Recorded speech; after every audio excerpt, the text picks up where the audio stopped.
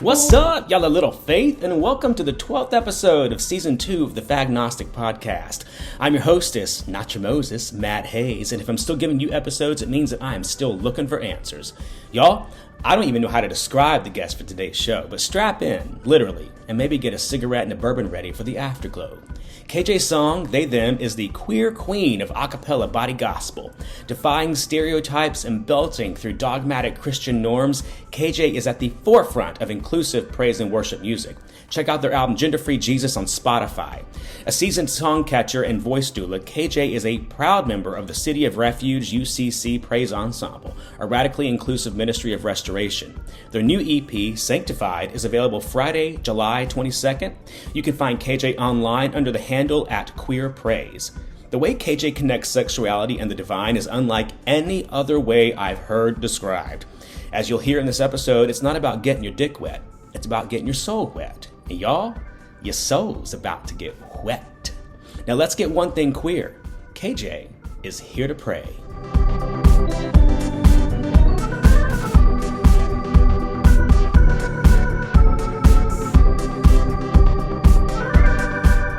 KJ, thank you for being here today.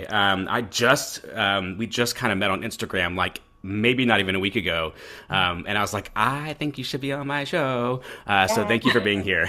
You're welcome. Thanks for having me. So first things first, are you a believer? Wow. You know, you sent me this question even before. You're like, get prepped. And I said, you know what? I'm not going to make a prepped response. I'm just going to respond in the moment. So that moment has arrived. And I will say that yes, and more than that, I'm a knower. I'm a knower in myself. Okay. That for me, I know in a greater power. I know in a God, the God that I define for myself. So there's belief, and there's also a knowing with the capital K, that what feels true for me in my life. I love that. That's so relevant. Interesting. Yeah. I will. I'm going to revisit that. Maybe I might revisit that concept after a good strong edible and see where it takes me. Right. Take it and run with it, boo. Can you identify your pronouns for us? Yes, they, them. Thank you. Okay, so who is this God that you capital K know? Who is this guy? I am always finding out and asking myself the same question. Yeah, I think if you ask me that any day, I may have a different definition, and to me, that's part of the whole point. Sure. I love what Octavia Butler gave us around God, that God is change. To me, that's the simplest, most straightforward. It's not even a definition, but just an offering of something to lightly and lovingly hold on to. Who is this Octavia Butler? And can you tell them to say it louder for the people that are not changing with their faith? For the people in the back. I don't think those people are in the back. I think they're in the front fucking row, screaming as loud as they can, refusing to change. Yes. Octavia Butler was a science fiction writer, a Black science fiction writer who wrote Parable of the Sower, who wrote all these, even the names right now are blanking for me, but wrote these books back in the 80s, I believe, that to me really gave us a foreshadowing of what is currently happening right now in real time in 2022, and just makes it simple. I think she was really channeling something that is actively happening at this moment, and has a way of referring to God that feels applicable to me, and I know to a bunch of other folks who are in movement work and who may have had a, let's say, complex relationship with the word God and what God means, but that God is change, and change is the only constant, that beautiful paradox. I love that, because I get kind of irritated. I shouldn't say irritated. I understand why people say God is love, but it doesn't really serve what I think they're trying to purport, because to some people, God is not love. To some people, God is hate. And we all use this same word, God.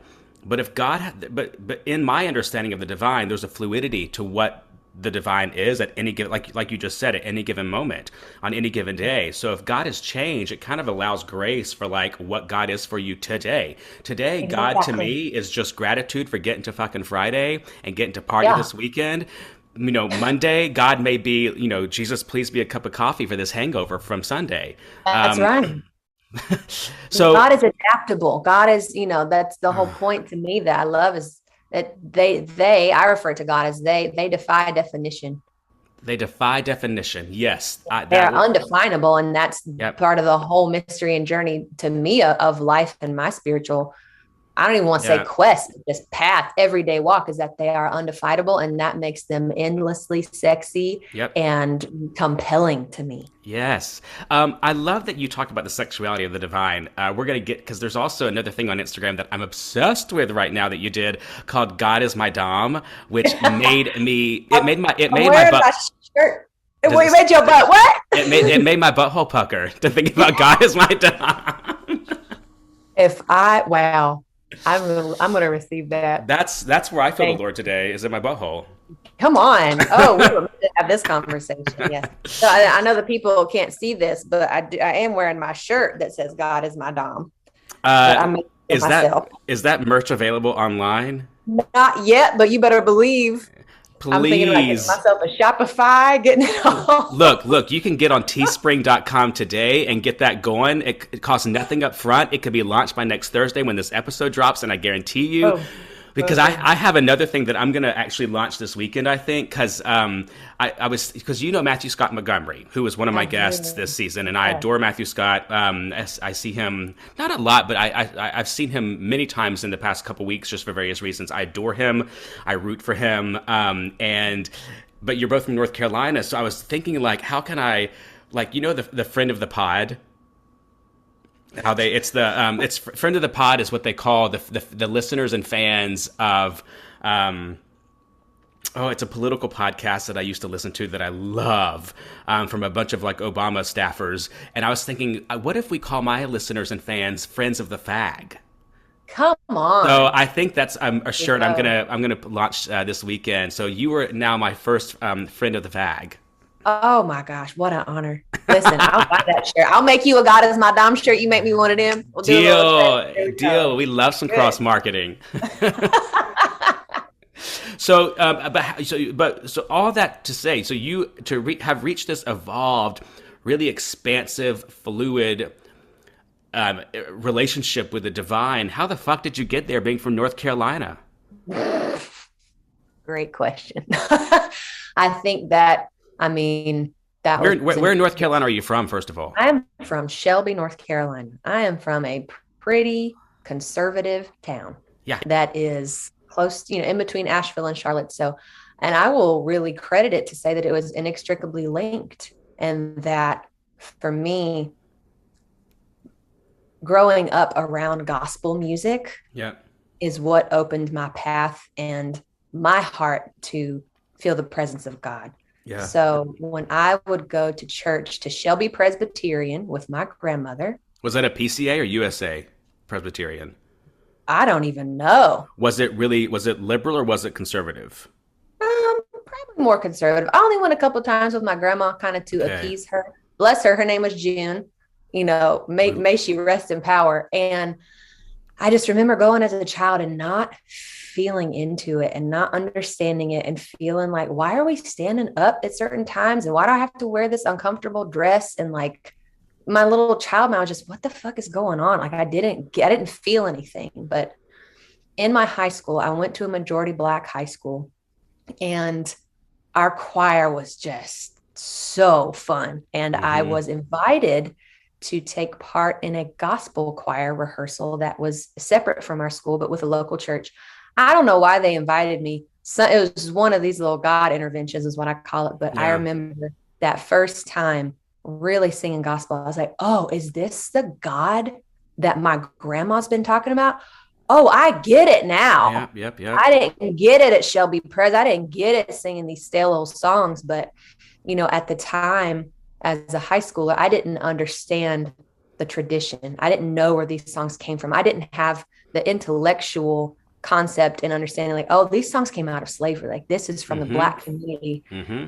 All I knew is that as this little white kid, I was crying, bawling my eyes out and feeling something in myself open up that I never had. So Yep. that connection to the South and that connection to gospel in the South specifically really set me on a path to explore more of that music and to develop a relationship with it over the years that I'm still very much a student on. But Question: Did or how and how do you identify sexually? queer, Okay, because I there's something queer about queer. AF. But there's something about queer people in the South where they find their homes. Because for me, Yeah. I was always really intrigued by Judaism. And I think it's because I saw this outlier group in the South that was kind of Mhm. marginalized. And I thought, like, oh, they're different too. And I feel different. So we must be somewhat similar. So I'm wondering if that's some kind of correlation with you in the Black community of like, this is a Yeah. marginalized group that I'm finding refuge in because I feel marginalized by knowing that I'm different. Yeah, thank you for that. I have not thought of that perspective yet. I didn't I didn't I didn't have a conscious awareness in high school that I was queer. I knew that I had had crushes on girls and I kept that shit to myself, but it wasn't like I was at home shaming myself every day. It Yeah. wasn't like I didn't feel closeted. That wasn't a direct part of my experience, but I just remember feeling a sense of home in the Black churches that I would go to, feeling a sense of welcome, not understanding it again in my brain, but something felt deep and right in my body Yep. that I didn't understand at the time. But yeah, that sense of being an outcast of as you said, being in a marginalized community. And it's been a big journey of my own white awakening of how to sing this music in a way that Mm. is with the reverence I feel in my heart. Like I'm Yeah. not trying to like, look at me, I'm a gospel singer. Like I'm the Yeah. white kid singing gospel. Like I didn't, it's not about me Yeah. drawing attention to myself. It is that it gets me in the gut and in the soul more than Yep. anything does. And in a lot of ways opened me up to queerness too along the Yeah. line. So they're very linked in that regard. But I It's credit that tradition in the South with yeah. my relationship with God. It's so interesting because I went to Auburn University, which you probably know because you're from the South as well, and it's our religion down there, outside of our denomination. And I did the gospel choir at Auburn, and I was probably one of 3 or 4 white people in about 100 member group singing gospel music. And I remember like for our concerts, we all, including the white kids, would wear our dashikis and the choreography for like "Keep Your Hand on the Plow," and I just like thank God that group welcomed me. But looking back, I'm like, Yes. what a walking appropriation of culture I was. Um, Yep. who let me in that group? But also thank God because that Yeah. there is something. Even though I do believe that the Black church is one of the final frontiers of equality because it still is very not accepted in the mainstream Black church. But there was something so flamboyant about Black worship that I just really resonated with that allowed me to, Yes. to not feel so Yes. stifled in how I interacted with the divine. But I was able Right. to swish a hip or throw a hand, a limp wrist up. And I don't know if that makes sense, but It I, makes all the sense. I love that that was your experience too with that community's culture of Right. worship. I felt that there was permission to actually really praise, and there was space for Yes. grief. I had not seen a lot of space for grief in, Southern white churches. Granted, I didn't go to that many, but Yeah. what I have been very blessed to experience in the Black churches that I've attended is that there is full permission for the whole spectrum, Yeah. and that it's not just welcomed, but encouraged. And to me, that just speaks directly to the human experience. Like, Yes. oh my God, that you can show up no matter what you're going through and boohoo, ugly cry, and then Yep. have that directly transition into a praise dance. That's just honest. Yeah. And that I know that comes out of a pain that I will never understand as a white person, that I will Yep. never fully comprehend. And that comes from the tradition of being in the darkest of dark places and finding joy and hope anyway. Yes. Do you know Yeah. Alvin Slaughter? Not yet. That's your homework for this weekend. All Alvin right. Slaughter he was in Brooklyn Tabernacle Choir back in the 80s or 90s, I forget. But he's a pretty successful gospel musician. I mean, at least from my perception. He has a song called Holy Spirit Rain Down. I don't know if he wrote it or not, but it's Holy Spirit rain down. May your joy be full. May we stand on as we stand on your word. Anyway, it's he, and then he just like, each time he sings that refrain, it's a key change, of course. Higher the key, higher to heaven. Let's say that. Higher to heaven, higher to God. Yes, I Yes. just keep modulating, keep going up, up, up. I know. I'm like, we get it. You're a tenor. Fuck off. Anyway, that's how this baritone feels anyway. So how did you end up in Los Angeles? Oh, great question. Well, I'm a newbie. Okay. And really, you know, I could say this about most things, but I felt compelled and I felt a calling, and I really felt that God led me here. That's as honest as I can be. And you're in Topanga. I'm in Topanga Canyon. It's correct? so funny because I was telling you before we hit record. I mean, we just met digitally for the first time, like in the past 10 days. And on your Instagram, I was just like, I mean, you'll get to know this the longer that you live in LA, but you can really figure out where people live just based on their essence. I mean, truly. And so when I started like seeing, I was like, that bitch lives in Topanga. I just know it. My little hat gave me away. No, I love Topanga. It's so beautiful and serene and hippie and arts. It's, you know what Topanga reminds me of is Asheville, North Carolina. Yes, it does. And that's where I grew up going to Asheville a lot. Yeah.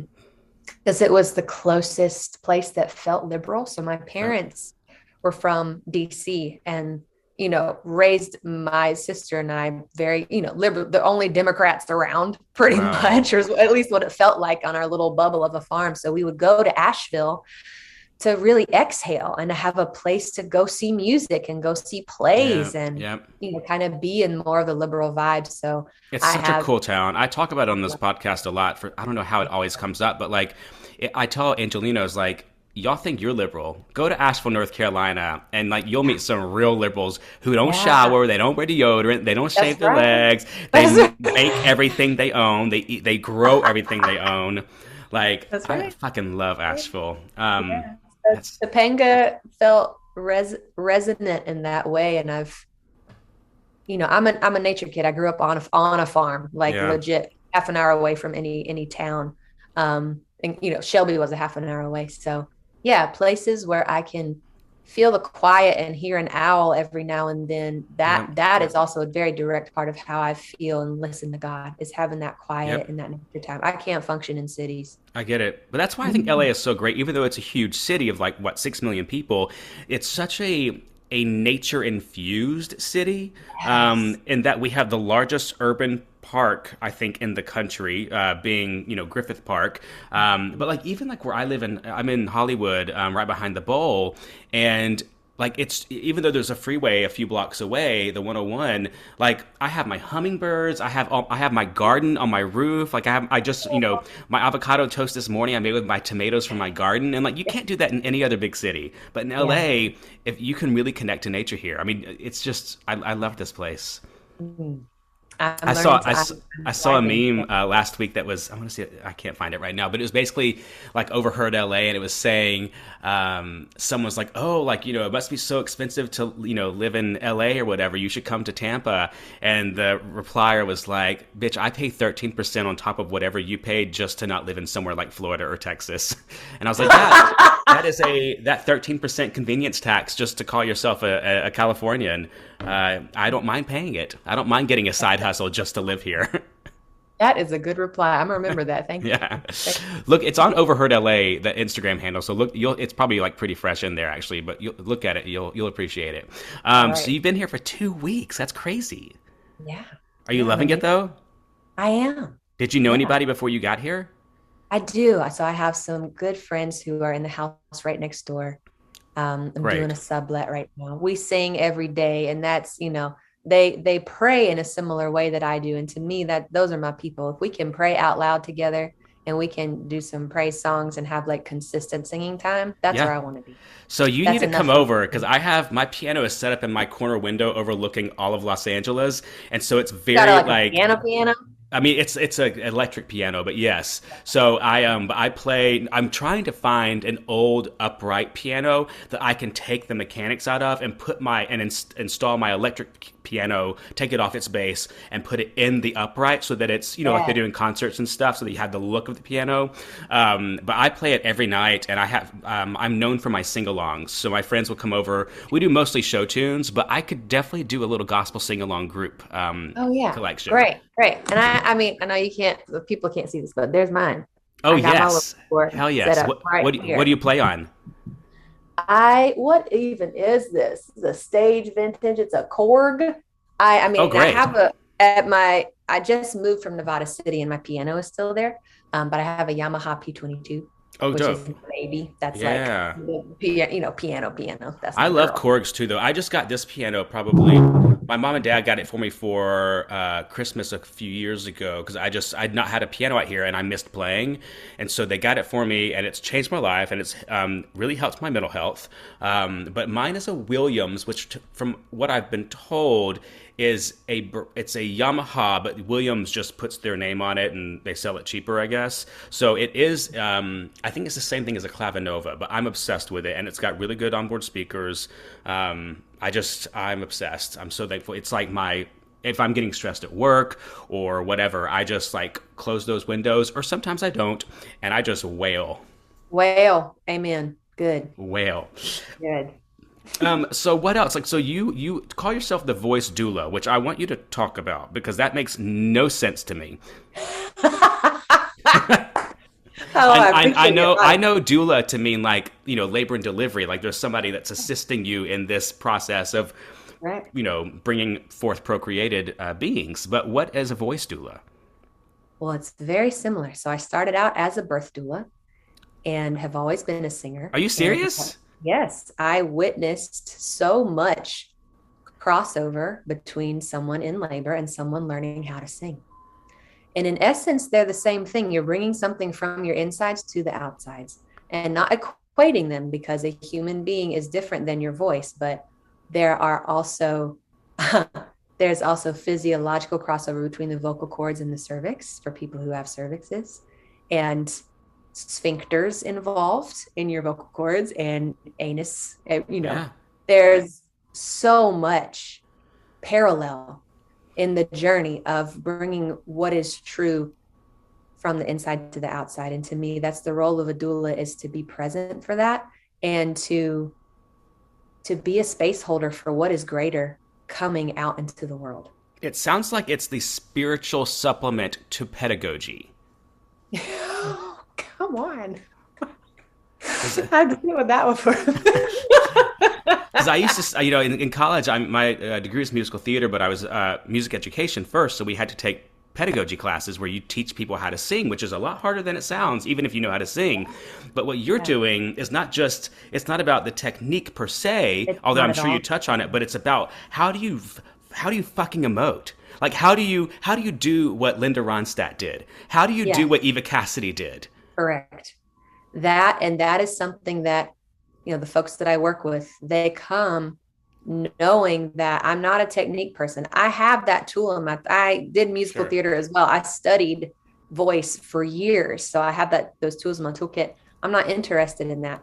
When you address the energetic foundations of what's going on with whatever song has chosen you to sing it, the technique takes care of itself. Yes, When it you get does. to be honest with yourself and learn your instrument and learn your, like, really it's learning how you sound, to not Yes. imitate. And there's so many voices that I wish I sounded like, but at the end of the day, what I have seen consistently in the people who come is that they want to sound like themselves. Yep. People want to sound like their true selves and to have not only acceptance, but an embrace of that. Yep. And that is, to me, the role of voice doula. Is Because that when we you- go to you bring college, you that lose out. yourself. You lose your voice because your teacher is Oh, trying to get really? your technique so accurate.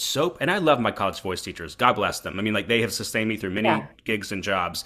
But you don't have it. I mean, I don't know what I sound like to this day. I'm just now getting to a place of erasing technique just to focus on spirit, Yeah. on source. Amen. Good. And yeah, exactly. Technique, a focus on technique can really rob a singer and a person and the song of soul. The song needs to be honored. And if I really believe that songs choose us for reasons that defy explanation, that if a song, quote unquote, pops in your head, that is free medicine and it has chosen you to sing it. And so it wants your voice to sing it. It doesn't want Beyonce's voice to sing it. Maybe it did. Maybe she's the one who brought it through originally. But if it has come to you and keeps looping in your ear, it says, hey, either I have something for you or I need you to sing me to honor me. Yes. And that is the biggest, I mean, that's just one of the greatest honors as a singer, is that you get to, embody a song. It's like having sex. Yeah. You're welcoming an energetic entity and being into your body. That is sex. Yep. So there's all kinds of God in that. That's where I get the most turned on, and where I was like, if I can at any given time I'm sing like God is fucking me. And like sing like I'm fucking God in return, in like the most beautiful making love kind of way. Those are the kind of songs that bring people to tears. Those are the songs that break down walls within oneself and within the audience, whatever who's listening. And that's what revolutions are made of. And that's what makes culture. Yeah. You know who would agree with you is Dolly Parton. I mean, the most famous song in the world, written by Dolly Parton, I Will Always Love You. And who made it even more famous is Whitney Houston, in a whole new light. And, people talk, ask her all the time, what does that make you feel like? She's like, why don't you look at my other house that I own now because of Miss Whitney Houston taking that song. But let's transition now to God and sex, because what you just said really resonated with me, in that in the idea of fucking God and God fucking you, which, when I used to have, I've only had one non-gay sex, but when I used to have gay sex, and that sounds like I don't have gay sex anymore, which is not far from the truth. We're working on it. But when I used to have regular gay sex, I would be so like my religious trauma was so still present that I could not say, "Oh my God," during gay sex, because I would feel like that's like a reminder of sin, a reminder of like church trauma. But now the things that I've worked through, on the very rare occasion that I do have gay sex, I'm able to scream out the divine's name, and it now instills a connection of like, this is a spiritual, like, orgasmic expression right now with me, my partner or partners, and the divine. Fuck yes. Good. Can we celebrate that for you? Yes, we can. I want to just give a clap and like, whatever your journey has been, like, amen, you have come to that place. May there be more of that for you and more of that for the world. Honey, from your mouth to Goddess's ears. Come on. Come on. Yes. Thank you. Jesus, be a cheap trick tonight. You full of some lies. Oh, this is good. Oh, but tell me about your correlation between the divine and sexuality, because it oozes out of you. Where do I even begin? I don't even know. They're inextricably linked. They're the same thing to me. I have a question that I think may lead into something juicy. I'm curious about your specification of what qualifies as gay sex or not. And this is something I've asked myself, is like, why do I feel a need to qualify sex as queer, that I like put an identifier in front of it as if it needs to be explained as like, sex is sex. But like, do you know what I'm saying? Mm-hmm. Like, I'm curious about that and what that means to you, like gay sex as opposed to what is quote unquote regular sex. For the sake of this conversation, vaginal sex. But KJ, turn those tables around on the host, because no, but that's such a brilliant question, because it's, what is sex? Is it one? Is it, and because it could just be one person. It could be something that is with yourself. So it's a connection to source, to thought, to energy, to potentially another person. So you're so right. Sex is sex.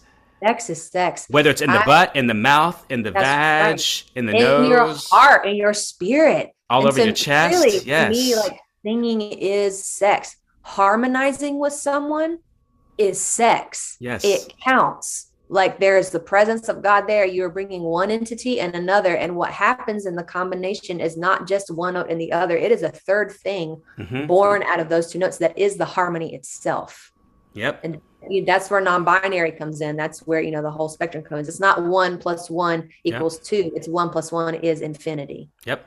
When I first realized that, when I started correlating sex and art, is when I watched Ben Platt's Netflix special a couple years ago, his show that he did. And all throughout his performance, Ben Platt, I'm so sorry, but I had a raging boner throughout this special. Because I was so connected to what his music was doing to me and the thoughts I was having about, past experiences, loves, or whatever. Like, I love that all weekend, I'm going to focus on this connection because it is so, I think it brings about the most authentic performance one can have when it comes from such an intimate place. Intimacy. And that's what it boils down to. I'm in a process myself of, detangling, deconstructing sexuality and sex with being so carnal that like it's body based. And like, yes, it can be like, I love getting, pounding every now and then, like fucking it out. That's great. What I have found more compelling and actually has me feel closer to the God that's in me and God as I know them is more energetic sex. I was blessed to have an experience with a friend of mine a few days ago where all our clothes were on. There was no touching of any genitals on top of the clothes at all, or my breasts. And it was the most profound, hot, like soul melting sex I have had in a very long time. Oh. And most people would say that doesn't count. You just made out, all your clothes were on. I was like, I don't fucking care. That was sex. That was God. Yeah. So it's up to me. It's very much something I'm walking with in my own journey, in my own sexuality, and seeing how less interested I am in the carnal element. Like, yeah, every now and then, great. That's fun. And who knows, in a couple months or a couple years, I might be like back on the fuck train. So back to God being your dom.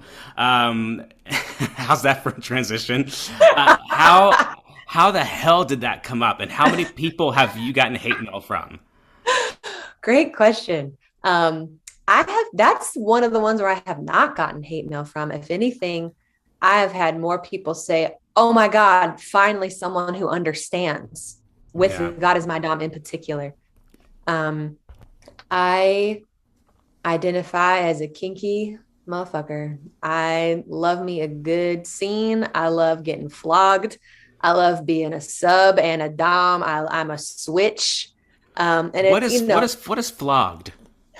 Oh, a flog. Okay, so a flogger is to me it's a tool it's a spiritual tool. Yes, and it's not a whip. So a whip has like a single thread on it, and it has like a sharper sensation when it is struck on a body.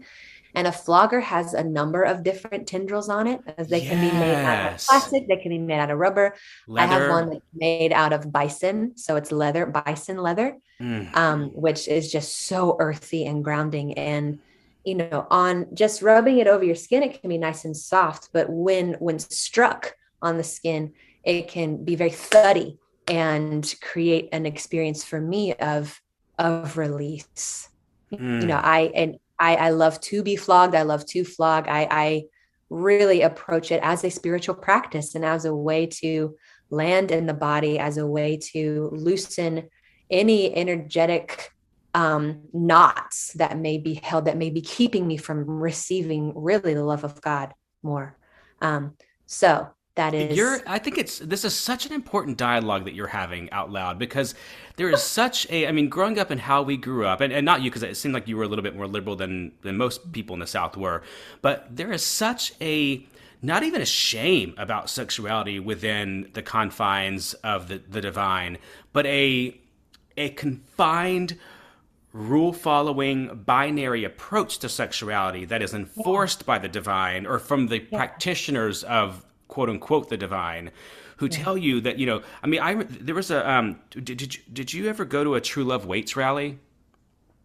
No. Okay, so I did, and it's basically where you sign your virginity away until you're married to God in Oh, front of all yeah. these people, and they do it, and Wow. they make you do it when you're like, and make you, I mean, it's these little like youth group things. So I Yeah. was like probably 13 years old, speaking in front of a group of other like middle school and high schoolers, telling them in my prepubescent voice that sex is a gift from God, and that it's important to save yourself from marriage. Bitch, I couldn't even get a boner at 13. You know what I mean? Like, come on. Come on. Like, I how did? knew of those things and I did not attend, but I'll say bless you on your journey with that one. Looks like you have come a long way. Thank God for that. Yes. God for that. Back to the Dom sub relationship.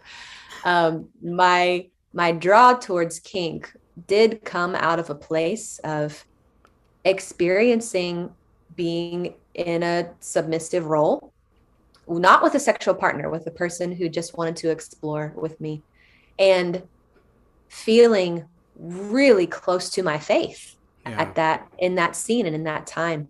And what I realized in that moment, and what has kept me compelled and interested in kink as a spiritual practice, is that it is truly practice grounds for how I relate to God in my life, and that I want them to call the shots. There is nothing better than having a good dom, having someone that you trust, having someone that you know has your best interest at heart, that is listening to you, and that has a sense of who is tracking you, who is tracking your minutia movements, who is tracking you energetically, emotionally, all that, and who is really there to give you an experience of total surrender and trust, and that you get to experience another part of yourself. So that is what I've been blessed to experience in kink spaces. And then making that correlation and connection, I was like, oh, this is just how I want to be in my life, in my day to day, and my choices, that, when I'm just walking around through the grocery store, that God can come in and lovingly be dominant and hold space for me to be in the flow of my life and surrender. So yeah, there. When you say it like that, it makes perfect sense as to why God is a dom. Yeah, they're the Perfect best sense. dom. They love it in my experience. It's like it creates such permission in me to really trust and have faith. And when I Yeah. look at lyrics of different gospel songs and Christian songs, like there could be a kinky interpretation of so many gospel songs Yes. and of quote unquote Christian songs about like hand it all over to God. Like I trust in you, God. And Nothing but the I blood of Jesus. I mean, there's a right. There's some kinky shit in there. what hanky And code is that? Yeah. right. And I know that there's definitely judgment that people have around that. But they're gonna judge us And for anything else that we do as it's queer just for people anything. anyway. So So like, fuck it's a off. fun, yeah, so fuck off. It's a fun perspective to play with. It's a fun thing to try on for me, because what I have found is that the things that I've been the most maybe hesitant to share, like on social media, like a picture of my choir robe next to my flogger, thinking, oh God, I'm gonna get so many haters. It's actually been quite the opposite. Yeah. Really, Yep. that people have said, that's how I approach it too. I've never known how to put words to this. I was going to say what you're doing is articulating what I think most people feel. I mean, like that, Yeah. you look at like, I think about my straight girlfriends and even myself. Like, there's, we've got our fuck boys, and like when the dick is good, the dick is good, and like you can't, So like when you're experiencing those sexual, liberations that hit that spot, not just physically Yes. but emotionally and spiritually, Yes. you cannot say Yes. no to it because it is such a high. It's such a connection to Yeah. something outside of yourself. Outside of, and inside of yourself, but not even necessarily physically, as you said, but to the God that lives inside of you. Yep. And that is, there's transcendence, and then there's, it's not so separate from oneness within Yep. yourself. Yes. It's not a leaving of my body all the time. Sometimes it's nice to leave my body and check out a little bit, because shit gets hard in Sure. here, shit's crazy in here. But to have an embodied experience, and that's why I love flogging, because it brings me back into my body. Yeah. Boom, brings Yep. me right to the present moment. Yep. And then I remember, oh, I don't have to go outside of myself to experience God. They're in me right now. Literally. Literally. Deep throat with God all the time. All the Amen and fucking time. amen. It's interesting because like gay men I think are known or at least purported to be more sexually open and honest about sexuality than females are, which I actually think is bullshit. It's just that, there's been, I think both parties are kind of involved in that narrative. But one of the reasons that I mean, of course I've watched porn. I don't look at porn to get off. It doesn't thrill me. It doesn't excite me. Because I think I've never really understood it other than the fact that I've had like an ex who could only get off with porn and stuff like that. But I think what it is now that I'm seeing next to this conversation with you is that it's because it's not tapping into that spiritual G-spot. And that spiritual G-spot is just as important as the physical. Jesus spot. Oh my God, the spiritual G-spot. The Jesus spot. Yeah. Thank you for mentioning that. I similarly, porn doesn't do it for me. It never has. And like, no shade on anyone who like, that's where they find their arousal. Like, do what works for you. Absolutely. For me, in my eros and the way that energy flows through me, just seeing the visual of it, I can tell if people are really connected or not. I can tell if they're tapped into their souls. And from the limited amount of porn that I have witnessed, I didn't get that impression. And to me, that doesn't turn me on. Yep. I'm way more interested. I would rather watch an old couple, who's known each other for 50 years, like who really love the human and the God in one another. Like make love or just kiss. Oh, that does more for me in my spirit. That melts the heart. Say that again. Love the human and the God in one another. Yeah, that they see they don't expect perfection from one another. They've been through a journey. They've disappointed one another. They've hurt one another. They've been by each other's side. And that, to me, that's what I long for. That's the kind of relationship that I pray to have. And I know that I'm building that with different friends and people in my life currently. Yeah. That, Lord willing, if I get to be in my 80s and 90s, that I can have those kind of friends and lovers and people in my life that we've been through the fucking ringer together. Hell yes. And it shows in the way we look, and it shows in a way that you maybe can't see visibly with your eyes, but you sense. Mm-hmm. And that sense is what's important. That sense is what turns me on. Hell yes. Hell yes. So you found people that are of like mind here in LA. Yes. Wow. That's fantastic. and I want to find more. Well, like I said, it oozes out of you. So I feel like you'll attract what you are, and I have no doubt, especially over in Topanga. Those fuckers are crazy. So you'll find. I'm just kidding. Yeah. I love Topanga. Those fuckers crazy. Them bitches crazy over there. I love Topanga.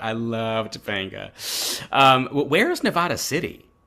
Nevada City, bless it. It is about 8 hours northeast of here. It's close to Lake Tahoe. Why did you live there? It's a great fucking question. I lived there.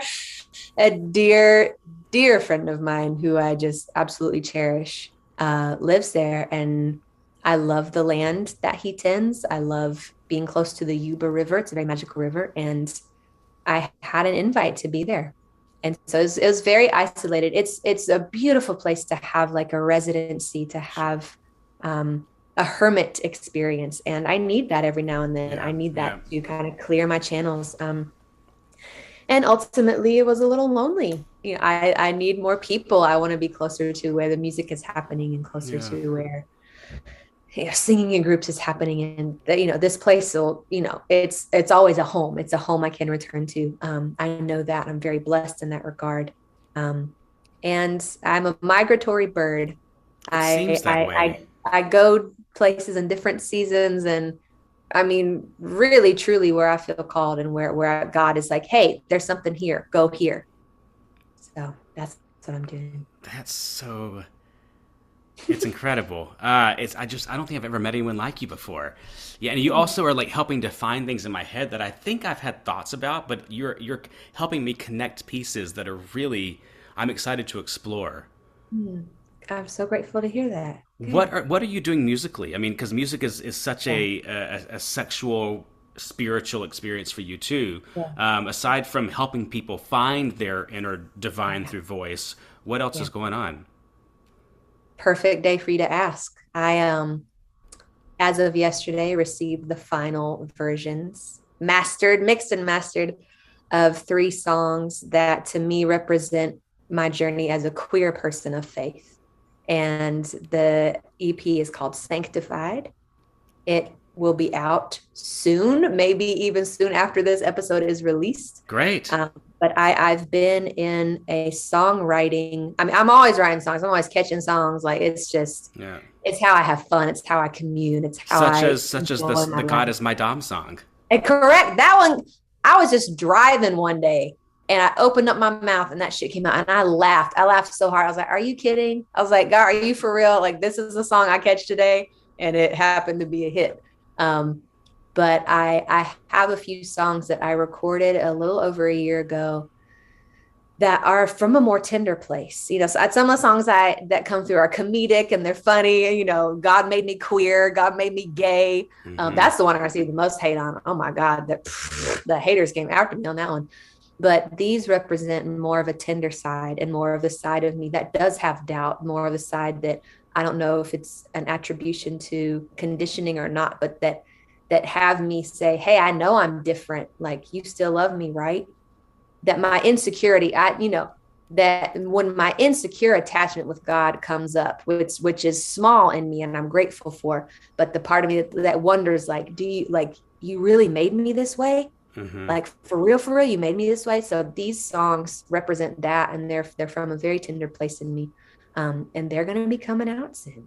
That's fantastic. And today I'm designing the album cover. I want like a stained glass pride flag, like one of the new pride flags with the trans marks on it too. You know what I mean? Not the old school, like the most updated pride flag in a stained glass window. That's like, that to me can give some hope and shine a light for anyone who has church hurt, anyone who is recovering, anyone who has ever thought that the way they are is not okay, that God doesn't love them, that these songs may pave a way and be like, hey, you're not alone. Other people feel like this too. And like, you're made precisely the way God intended you to be. Yeah. Yep. So these songs are for that. And for folks who maybe miss singing and equate church singing with God and have confusion in their systems, that how can both of these things be okay? I know a lot of folks who have renounced their faith or have given up, God, because of church hurt, because of being raised in a shitty church environment that was not accepting and inclusive of who they really are, and thinking that they have to give up singing and praising because of that. And what I want to illuminate is a third path. That's no, you don't. You do not have to give up praising God. You do not have to give up singing in groups. That is 1000% still available to you. And you also, like, you don't need to bring in the non-inclusive part.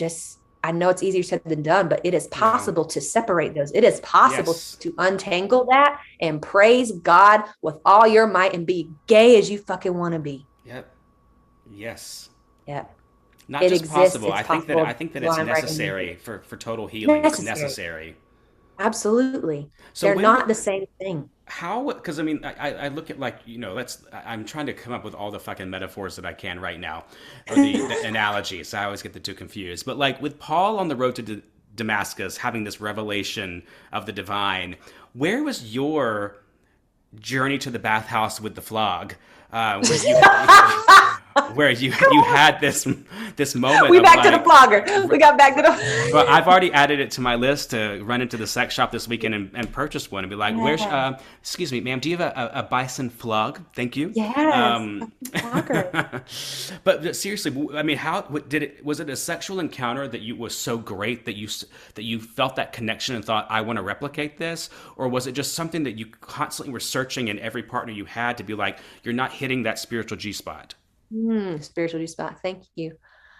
I really attribute that element in particular to a beautiful gathering called Touch and Play that still continues to this day, that I taught at for a number of years. I would bring voice workshops and song to this event, and there's dance, there's kink, there's exploration of eros, there's permission to explore. It's hard even to describe or define. If anyone listening is interested, touchandplay.org, I believe, is their site. Please put that in the show notes there. I will. It really changed my life, and to me it opened up. I do attribute it to that gathering and the people and the facilitators who made a safe container where I felt permission to explore in ways that maybe were not accessible with a lover or one-on-one partner.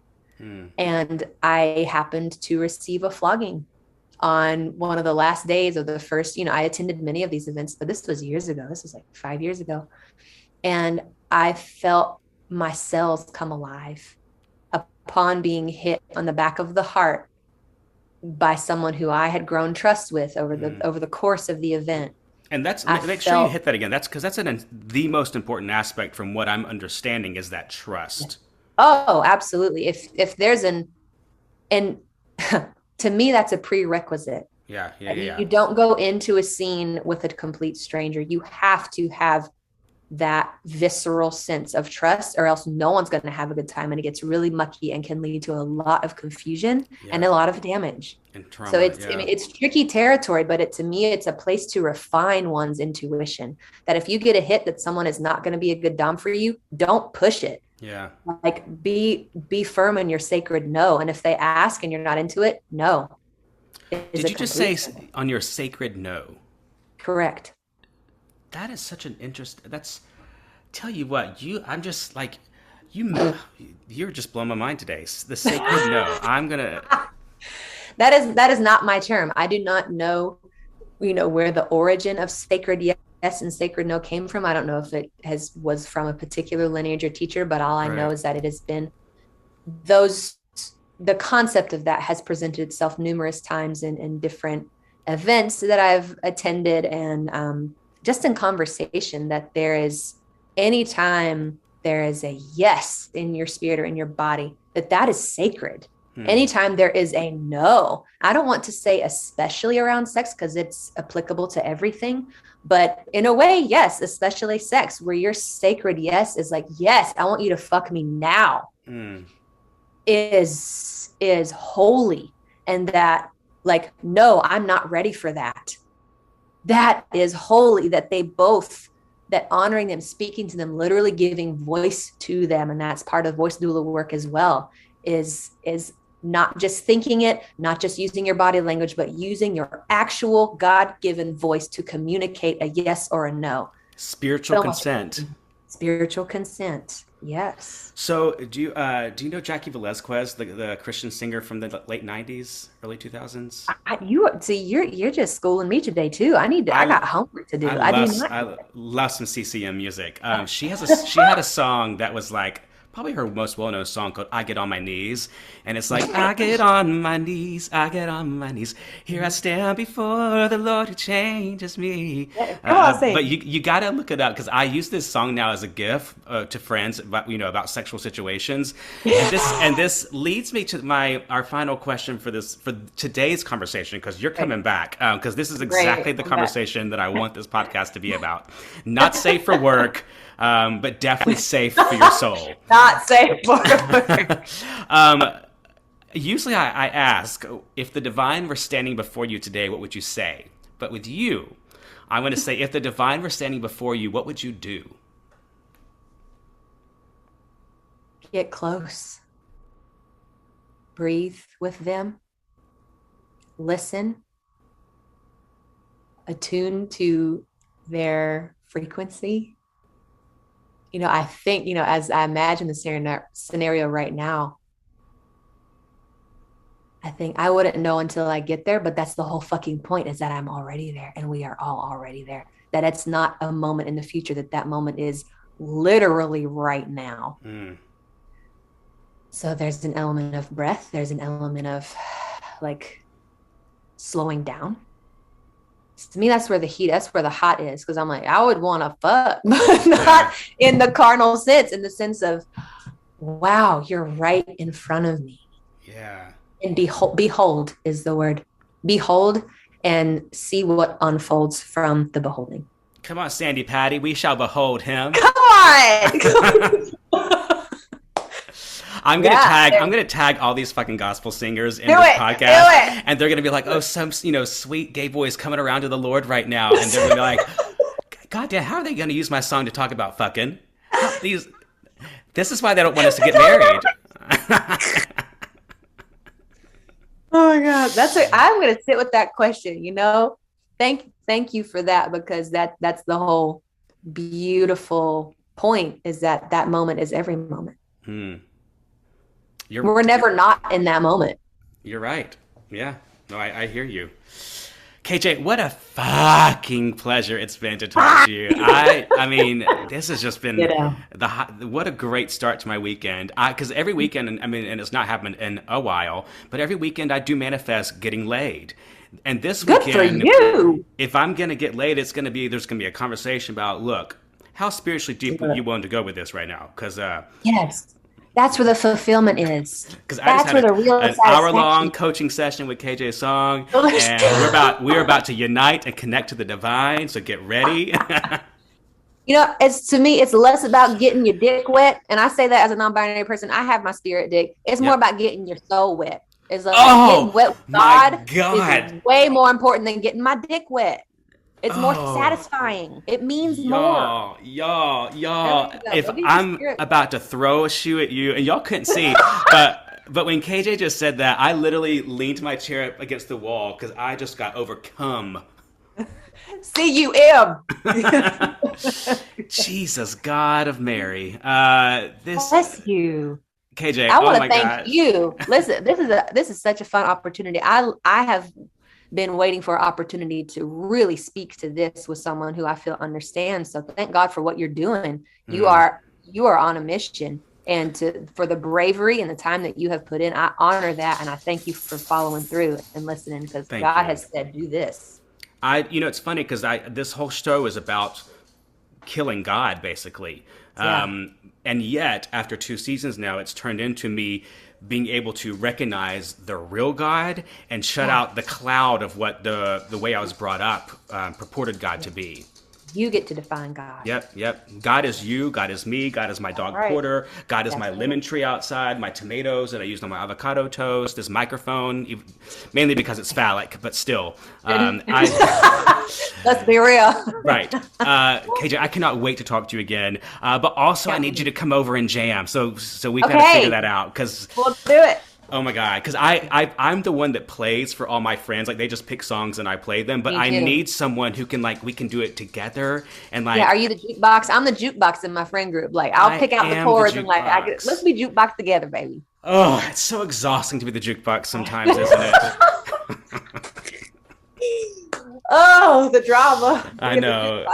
Oh my God, KJ, I'm so excited to get to know you in person sometime. Enjoy Topanga. We're going to figure it out. Thank you for being here. I love you so much. Thank you for expanding my butthole, my everything today. Butthole expansion, spirit expansion. Amen. Thank you. Spiritual expansion. Oh my God, if there is a hell and it is the way that it was taught to me, I'm probably going there after this episode. We're going to have fun. We're going to party. Hell yes. Yeah. Hell yes. KJ, have a good weekend and I'll see you soon, okay? Yeah, sounds good. All right, bye. And all the people say, gay men. Y'all, the Fagnostic Podcast is up for the Best Queer Podcast with the People's Choice Podcast Awards, and it would mean the world to me if you went and voted for the show. You can find the link on our Instagram. All you got to do is register, vote, and then unsubscribe if you so choose. So thank y'all for listening to another episode of the Fagnostic Podcast, hosted by me, Matt Hayes.